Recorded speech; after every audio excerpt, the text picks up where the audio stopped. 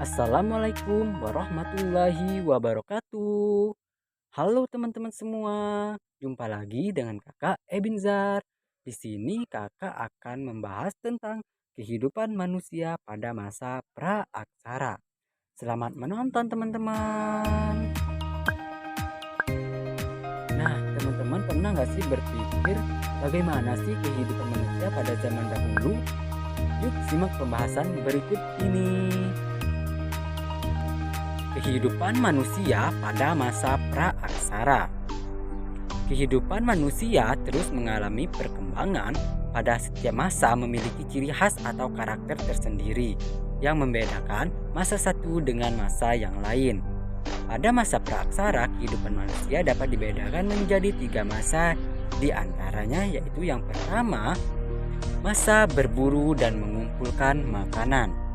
Pada masa berburu dan mengumpulkan makanan, manusia hidup dalam kelompok-kelompok kecil, sering berpindah atau nomaden dan tinggal di gua-gua karang sekitar sungai, danau, atau pantai.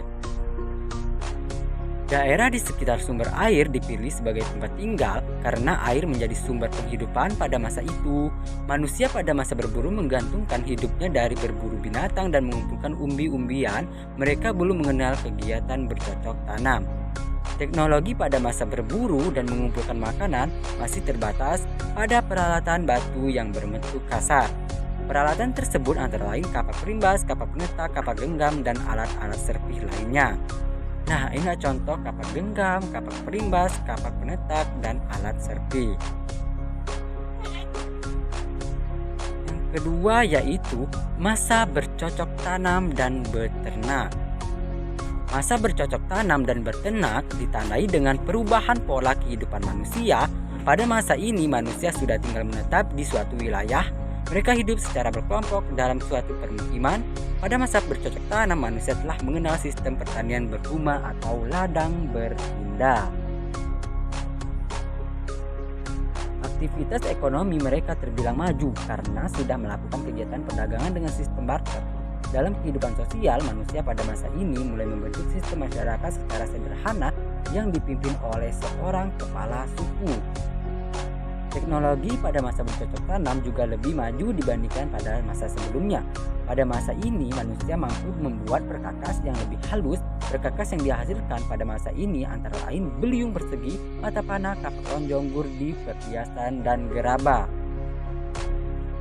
Nah, inilah contoh dari beliung persegi, kapak lonjong, gerabah, perhiasan, dan mata panah. Selanjutnya yaitu masa perundagian. Kehidupan pada masa perundagian merupakan perkembangan pada masa bercocok tanam. Pada masa perundagian, masyarakat di pedesaan mulai membentuk kelompok yang lebih besar dengan penguasaan terhadap sebuah wilayah.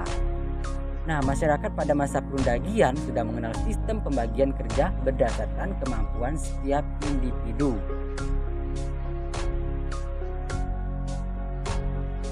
Aktivitas ekonomi pada masa perundagian tidak hanya bergantung pada sektor pertanian dan peternakan, tetapi juga pertukangan dan perdagangan. Pada masa ini, kebudayaan manusia perundagian mengalami kemajuan karena telah mengenal teknologi pengelolaan logam, yaitu teknik char product atau teknik cetak lilin, dan bilaf atau teknik setangkup. Adapun hasil teknologi pada masa perundagian antara lain ada nekara perunggu, lalu moko, ada kapak corong, ada candrasah, lalu ada kapak perunggu, bejana perunggu.